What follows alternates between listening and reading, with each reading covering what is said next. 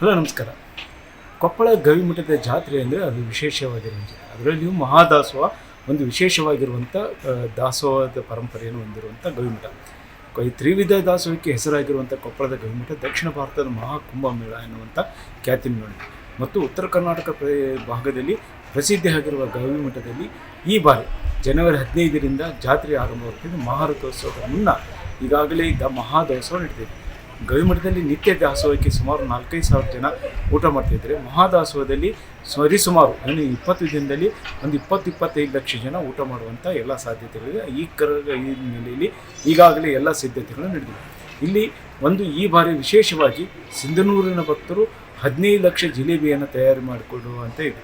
ಅವರು ಈ ಮೊದಲು ಶೇಂಗಾ ಹೋಳಿಗೆಯನ್ನು ತಮ್ಮ ಗ್ರಾಮಗಳಲ್ಲೇ ಮಾಡಿಕೊಂಡು ಬಂದು ಮಠಕ್ಕೆ ಅರ್ಪಿಸ್ತಿದ್ರು. ಆದರೆ ಈ ಬಾರಿ ಅವರು ಜಿಲೇಬಿಯನ್ನು ತಯಾರಿಸ್ತಿದ್ದಾರೆ. ಅವರು 14 ಮತ್ತು 15ರಂದು 2 ದಿನ ಸುಮಾರು 15 ಲಕ್ಷ 50 ಕ್ವಿಂಟಲ್ ಹಿಟ್ಟನ್ನು ಕಲಿಸಿ ಅವರು ಜಿಲೇಬಿಯನ್ನು ತಯಾರಕ್ಕೆ ಈಗಾಗಲೇ ಸಿದ್ಧತೆ ಮಾಡ್ಕೊಂಡಿದ್ದಾರೆ.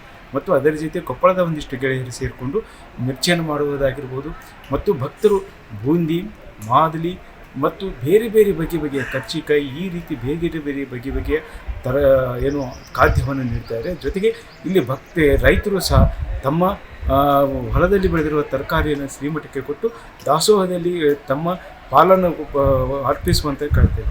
ಜೊತೆಗೆ ಈ ಕೊಪ್ಪಳ ಮತ್ತು ಪಕ್ಕದ ಜಿಲ್ಲೆಗಳಿಂದ ಈಗಾಗಲೇ ಲಕ್ಷಾಂತರ ರೊಟ್ಟಿಗಳು ಈಗಾಗಲೇ ಮಠಕ್ಕೆ ಬಂದಿದೆ.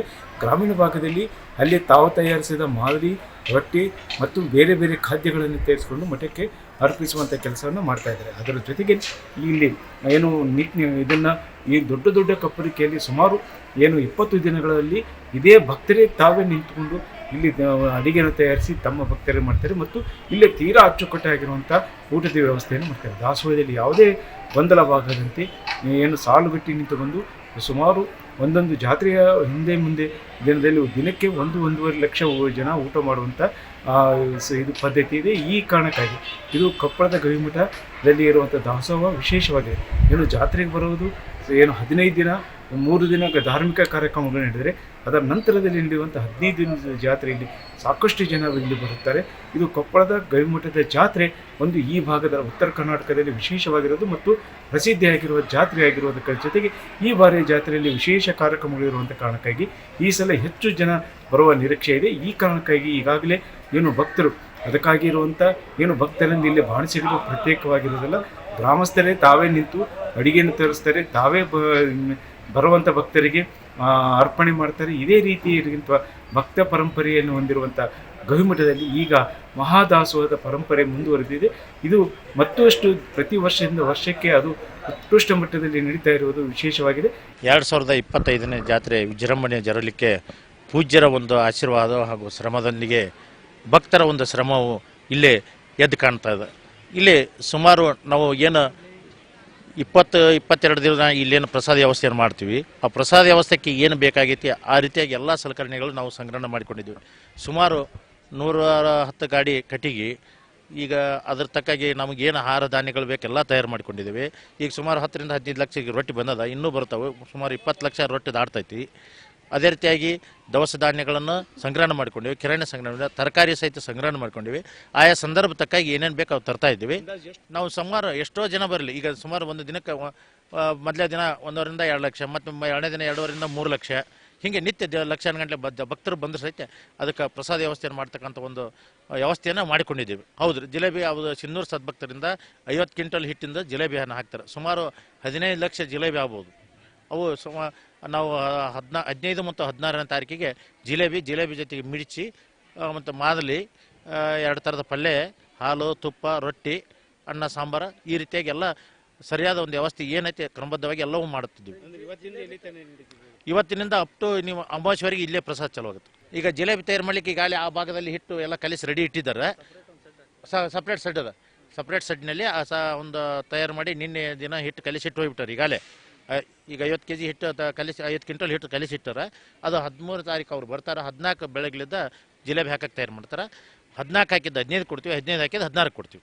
ಕೊಪ್ಪಳದ ಈ ಗವಿಮಠದ ಜಾತ್ರೆ 12ನೇ ಶತಮಾನದಲ್ಲಿ ದಾಸೋಹ ಪರಂಪರೆಯನ್ನು ನೆನಪಿಸುವಂತಹ ರೀತಿಯಲ್ಲಿ ಶ್ರೀಮಠ ಇವತ್ತು ರಾಜ್ಯದಲ್ಲಿ ಈ ದಾಸೋಹದ ಪರಿಕಲ್ಪನೆಯ ವಿಶೇಷವಾಗಿರ್ತಕ್ಕಂಥ ವ್ಯವಸ್ಥೆಯನ್ನು ಮಾಡಿರ್ತಕ್ಕಂತಹದ್ದು ಈ ಕೊಪ್ಪಳದ ಗವಿಮಠ ಅಂತಕ್ಕಂತಹದ್ದು. ಅದರಲ್ಲಿಯೂ ಕೂಡ ದಾಸೋಹ ಪರಂಪರೆಯಲ್ಲಿ ಎಲ್ಲ ಸಮಾಜದ ಜನರು, ಇಡೀ ಜಿಲ್ಲೆ ಅಂತಲ್ಲ ಇಡೀ ರಾಜ್ಯದ ಜನ ಇವತ್ತು ಈ ಗವಿಮಠದ ಜಾತ್ರೆಯ ದಾಸೋಹವನ್ನು ನೋಡ್ತಕ್ಕಂತಹದ್ದು ಇವತ್ತು ವಿಶೇಷ.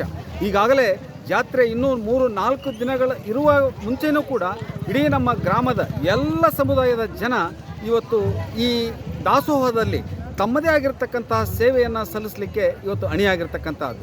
ಅದರಲ್ಲೂ ವಿಶೇಷವಾಗಿ ಈ ನಮ್ಮ ಗ್ರಾಮೀಣ ಭಾಗದ ಎಲ್ಲ ಜನರು ತಮ್ಮ ತಮ್ಮ ರೊಟ್ಟಿಯನ್ನಾಗಿರಬಹುದು, ಬೇರೆ ಬೇರೆ ತಮ್ಮದ ಗ್ರಾಮದಿಂದ ಈ ದಾಸೋಹದಲ್ಲಿ ಸೇವೆಯನ್ನು ಸಲ್ಲಿಸ್ತಕ್ಕಂತಹದ್ದು ವಿಶೇಷ. ಪ್ರತಿ ಗ್ರಾಮದ ಜನ ಇವತ್ತು ಅನ್ನವನ್ನು ಮಾಡೋದಾಗಲಿ ಅಥವಾ ಬೇರೆ ಬೇರೆ ಸಿಹಿ ಖಾದ್ಯವನ್ನು ತಮ್ಮ ಗ್ರಾಮದಿಂದಲೇ ಮಾಡಿ ಇವತ್ತು 100 ಕ್ವಿಂಟಲ್ ಇವತ್ತು ಸಿಹಿಯನ್ನು ಇವತ್ತು ನೇರವಾಗಿ ಉಚಿತವಾಗಿ ಈ ದಾಸೋಹ ಪರಂಪರೆಗೆ ತಂದು ಇವತ್ತು ಸಾರ್ವಜನಿಕವಾಗಿ ಇವತ್ತು ಗವಿಮಠದ ಪರವಾಗಿ ಏನು ಸೇವೆಯನ್ನು ಸಲ್ಲಿಸ್ತಿದ್ದಾರೆ, ಇದು ಇಡೀ ರಾಜ್ಯದಲ್ಲಿಯೇ ಇದೊಂದು ಮಾದರಿ ಅಂತಕ್ಕಂತಹದ್ದು.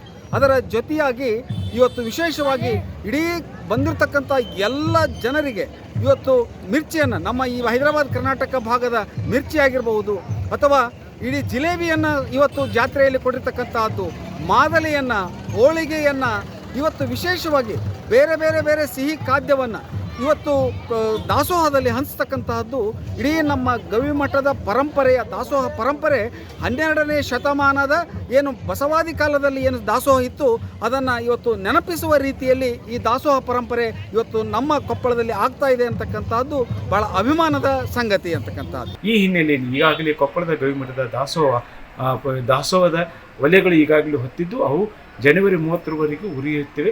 ಇದು ನಂತರ ಸಹ ಇಲ್ಲಿ ಗವಿಮಠದಲ್ಲಿ ನಿತ್ಯ ದಾಸೋಹ ಇರುವಂಥದ್ದು ಅವೇ ಕಂಡು ಬರ್ತಿದೆ. ಶರಣಪ್ಪ ನ್ಯೂಸ್ 18 ಕೊಪ್ಪಳ.